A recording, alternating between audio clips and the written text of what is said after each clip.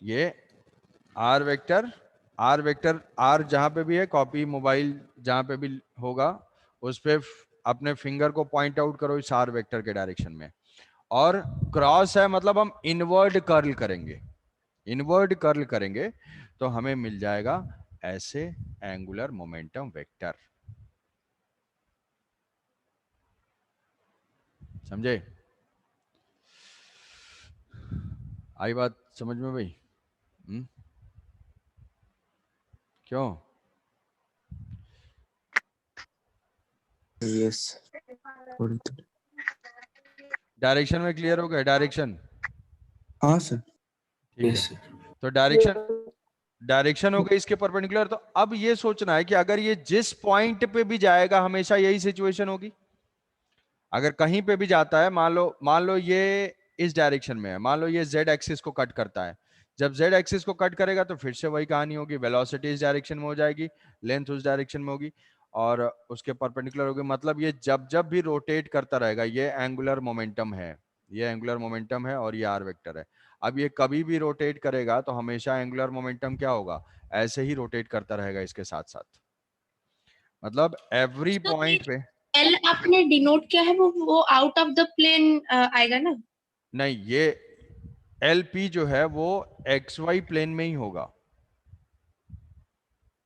X Y plane में ही होगा, out of the plane नहीं। ये वेलोसिटी है वो क्रॉस है।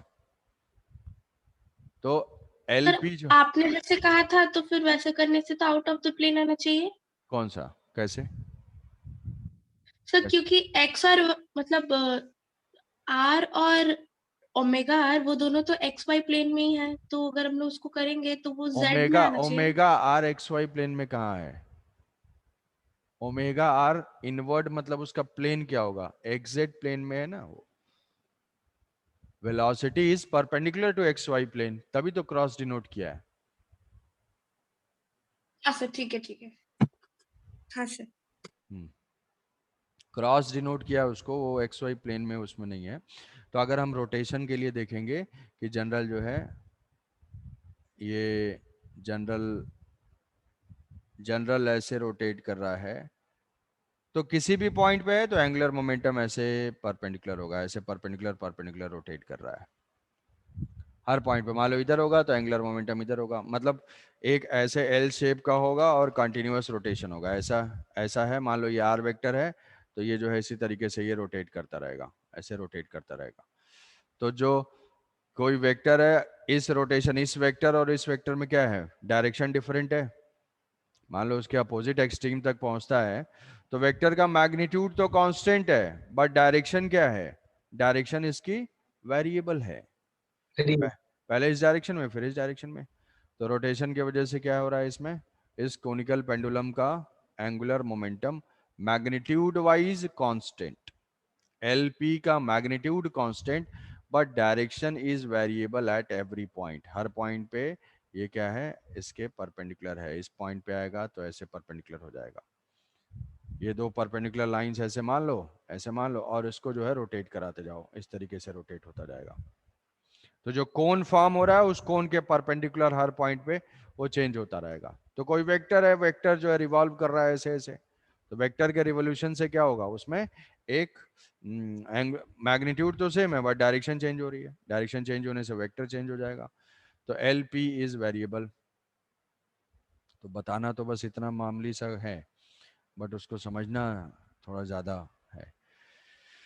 तो ये P के अबाउट जो डायरेक्शन है वो थोड़ा ज़्यादा कंफ्यूजिंग है, बट कंफ्यूजिंग इसलिए भी नहीं है क्योंकि हमें R क्रॉस P, तुम सोचते हो कैसे फाइंड करें, अरे जो फॉर्मूला है उसी से सोचना है, कुछ अलग स्पेशल टेक्निक नहीं है। वेक्टर ड्रॉ करो, वेलोसिटी ड्रॉ करो और वहां से फाइंड कर लेना। बात समझ में आ गई?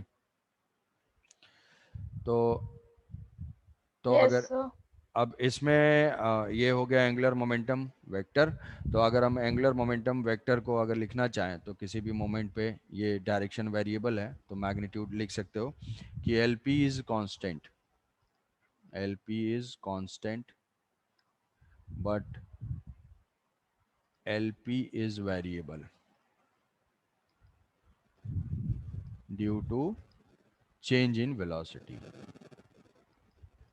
change in velocity. Change in velocity, change in direction. Velocity की direction change due to change in direction.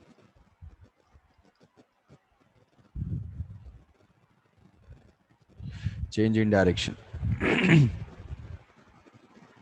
अब angular momentum about a point, तो इसमें से हम अगर उस एंगुलर मोमेंटम को लिखते हैं, LP अगर हम लिखना चाहते हैं, LP अगर लिखना चाहते हैं तो किसी मोमेंट पे मैंने उसी LP को मैं लिखता हूँ वेक्टर फॉर्म में कि सपोज मैंने वही पॉइंट लिया है। ध्यान से समझना, डरने की बिल्कुल ज़रूरत नहीं है, बहुत आसान है। ये है वेलोसिटी, वेलोसिटी है क्रॉस, वेलोसिटी का मैग्नीट्यूड है ओमेगा इंटू आर, आर की वैल्यू हम बता सकते हैं ये एल है, L cos theta, and this R is equal to L sine theta, L sine theta, ये जो है L cos theta, L cos theta. तो what is angular momentum, magnitude, vector मेरा इस डायरेक्शन में है, ये एंगल थीटा है तो ये एंगल भी हो जाएगा थीटा। नहीं, ये एंगल अगर थीटा है तो ये एंगल होगा थीटा। ये 90 है, 90 माइनस थीटा, ये टोटल 90, तो ये हो जाएगा थीटा। तो इस मोमेंट पे इस वेक्टर का मुझे मैग्नीट्यूड पता है, वेक्टर का मैग्नीट्यूड कितना है, m into omega R linear momentum into L. Omega R की वैल्यू पुट कर देंगे तो ये हो जाएगा m omega L square sine theta, L square sine theta, ये मैग्नीट्यूड हुआ। अब मुझे वेक्टर लिखना है तो वेक्टर में कोई वेक्टर मुझे नोन है, ये इसका एंगल नोन है, तो ये हो जाएगा एल कॉस थीटा और ये हो जाएगा एल साइन थीटा। तो L cos theta and L sine theta, तो यहाँ पे जो angular momentum is equal to L cos theta I cap और plus L sine theta J cap.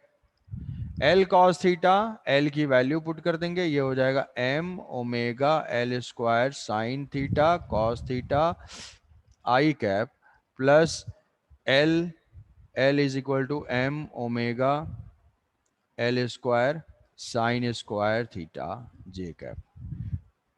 तो ये है एंगुलर मोमेंटम वेक्टर। इसमें से कौन सा कंपोनेंट चेंज हो रहा है? अब ये जो पॉइंट हम लोग समझ रहे हैं, ये पॉइंट मैं समझाना चाह रहा हूं, जिसको भी जो भी समझ पाए, बिना समझे हुए भी काम चल जाएगा, बहुत ज़्यादा प्रॉब्लम नहीं होगी, लेकिन समझ लोगे तो अच्छी क्लैरिटी रहेगी कि अगर ये वेक्टर रोटेट कर रहा है तो क्या तुम ये विजुअलाइज कर पा रहे हो कि ये जो कंपोनेंट है, ये कंपोनेंट तो कांस्टेंट रहेगा। जो इसके दो कंपोनेंट्स हैं, पार्टिकल अगर रोटेट कर रहा है, भाई दो कंपोनेंट है, ऐसे एक्स कंपोनेंट वाई कंपोनेंट। तो अब अगर पार्टिकल रोटेट करता है तो हर मोमेंट पे कौन सा कंपोनेंट, एक्स कंपोनेंट चेंज होता जाएगा, but Y Yes, sir. Component, Y component constant रहेगा, वाई कंपोनेंट हाँ कांस्टेंट सर। रहेगा। तो एक्स कंपोनेंट वेरी कर रहा है, कभी ये कंपोनेंट क्या होगा, जब मैं टॉप से देखूंगा, टॉप से मुझे सर्कुलर मोशन दिखाई देगा और ये एक्स एक्सिस है, ये जेड एक्सिस है, तो कभी ये कंपोनेंट पॉजिटिव आई की तरफ होगा, कभी कंपोनेंट पॉजिटिव जे के की तरफ होगा, कभी माइनस की तरफ होगा। तो मेरा ये एक कंपोनेंट वेरिएबल है जिसके वजह से पूरा वेक्टर वेरिएबल हो जाएगा, ठीक है। तो बट y कंपोनेंट क्या है, y कंपोनेंट बिल्कुल सेम है। तो मैंने तुम्हें एक पॉइंट बताया था टॉर्क में, torque about a point and torque about an axis, torque about a point and torque about axis. अगर एल ओ को हम लिखते हैं, एल ओ को लिखेंगे M omega R square J cap, है ना। एल ओ जो लिखा है, L O is equal Yes, to sir. M omega R square J cap. R की वैल्यू पुट कर दूंगा, ये आ जाएगा M omega square L square, L square sine square theta J cap, ये हो जाएगा। तो torque about a point and torque about a line, ये पॉइंट में तुम्हें डिफरेंस बताया था, यहां पे वही डिफरेंस समझना है कि torque about angular momentum about a point and angular momentum about a axis. 5 minute के लिए थोड़ा फोकस कर लो, समझ गए तो बहुत अच्छी बात है, नहीं समझे तो भी कुछ नुकसान नहीं होगा। मुझे फाइंड करने, किसी एक्सिस के अबाउट फाइंड करने का क्या तरीका था, जैसे मान लो मुझे किसी एक्सिस के अबाउट फाइंड करना है, तो मैं उस एक्सिस पे किसी पॉइंट के अबाउट, कोई भी पॉइंट लूंगा, आर्बिट्रेरी पॉइंट चूज करके हाँ रैंडम पॉइंट चूज करूंगा, उसके अबाउट एंगुलर मोमेंटम फाइंड करूंगा और उसका कंपोनेंट ले लूंगा। तो सब, कंपोनेंट ले लेंगे। तो यहाँ पे वाई एक्सिस पे पॉइंट पी है और ओ भी जो है वो वाई एक्सिस पे ही है। तो मुझे angular momentum about Y axis अगर फाइंड करना है तो मैं एंगुलर मोमेंटम पी के अबाउट फाइंड करूंगा। पी के अबाउट फाइंड किया, उसके कंपोनेंट लिया, यही है मेरा Y component. Y component angular yes moment, sir. Angular momentum about O, O भी जो है हमने कैलकुलेट किया, ओ भी वाई एक्सिस पे है, ये आ गया। तो क्या वाई एक्सिस के अबाउट टॉर्क या एंगुलर मोमेंटम यहाँ पे सेम है? Angular momentum about Y axis कोई पूछेगा तो क्या होगा? सेम होगा। कांस्टेंट होगा।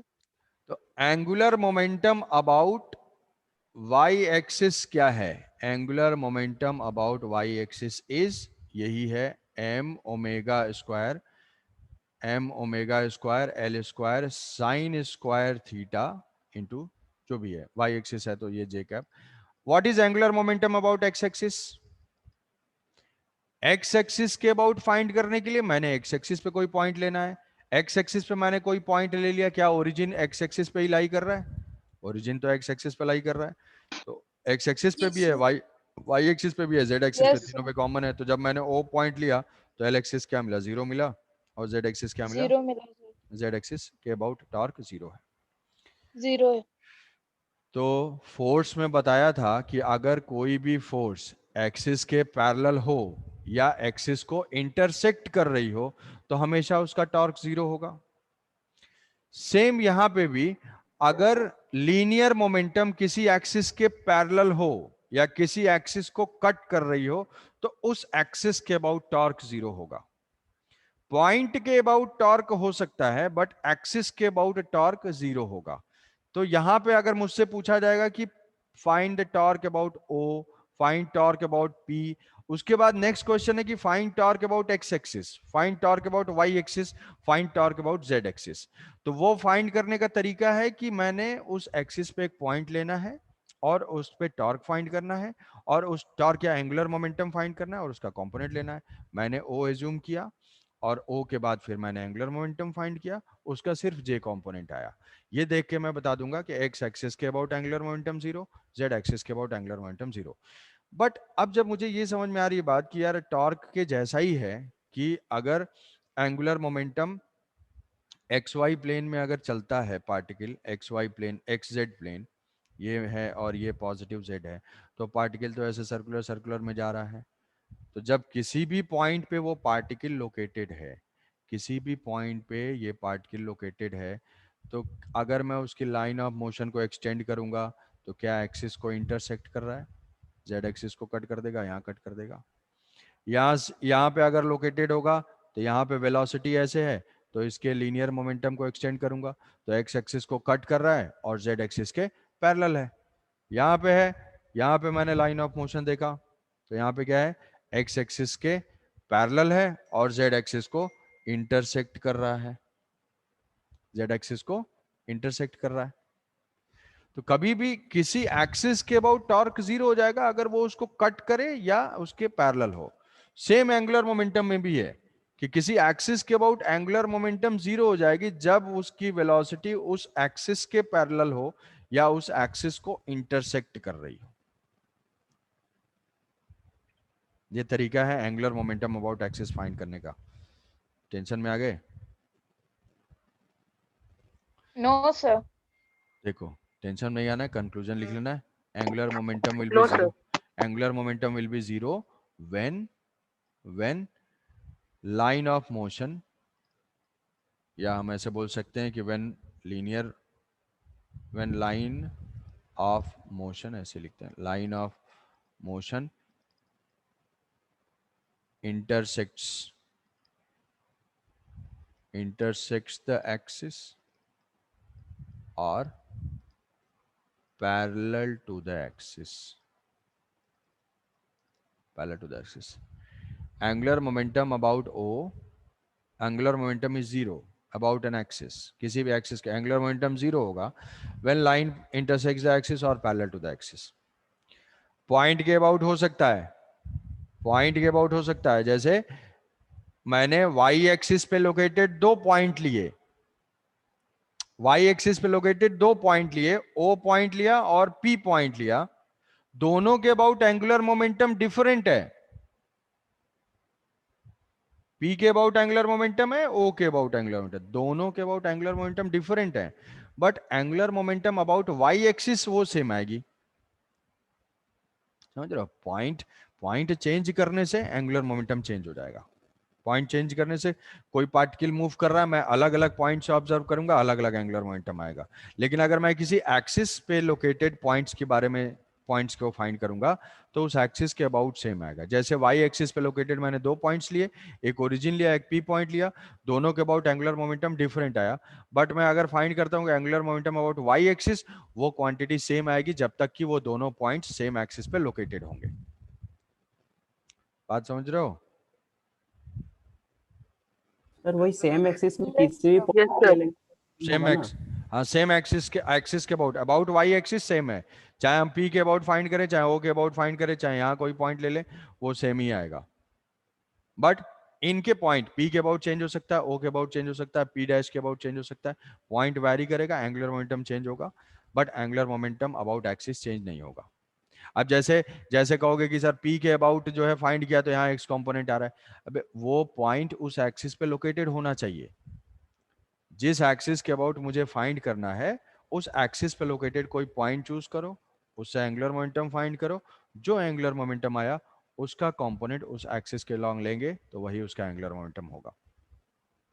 सर अगर हम की तरफ रोटेट करें तो एक्स एक्सिस में उसका क्या क्या सेम आएगा।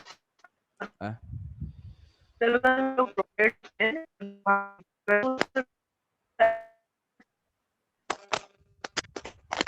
हाँ तो सुनो, इसमें क्या है कि तुम ज़्यादा किसी को कुछ है तो टेंशन नहीं लेना है इसमें, बस इतना याद रख लो कंक्लूजन फाइनली कि व्हेनेवर वेलोसिटी इज, क्योंकि वेलोसिटी लाइन ऑफ मोशन होगी, whenever velocity is parallel to axis और intersects the axis then angular momentum about that axis is zero. किसी एक्सिस के अबाउट मैंने पॉइंट के अबाउट बताया, पॉइंट के बाद फिर एंगुलर मोमेंटम अबाउट एक्सिस बता रहा हूँ, तो एंगुलर मोमेंटम अबाउट एक्सिस में ये चीज़ लिख लोगे कि अगर if velocity is parallel to the axis और intersects the axis,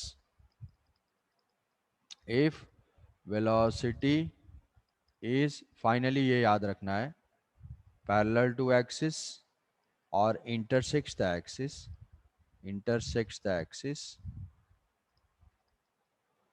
then angular momentum about that axis।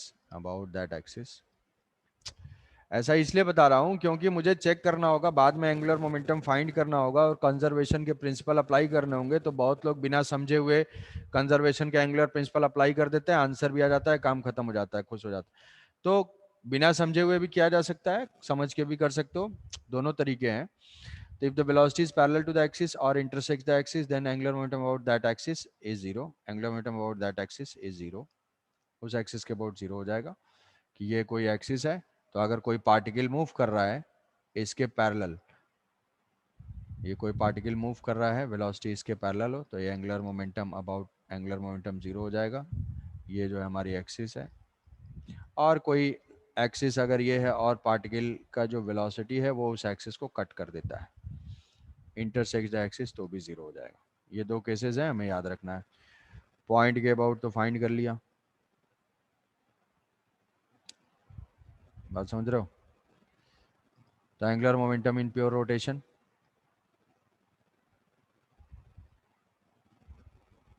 अच्छा ठीक है, चलो उसको नेक्स्ट क्लास में करेंगे। Angular momentum in pure rotation.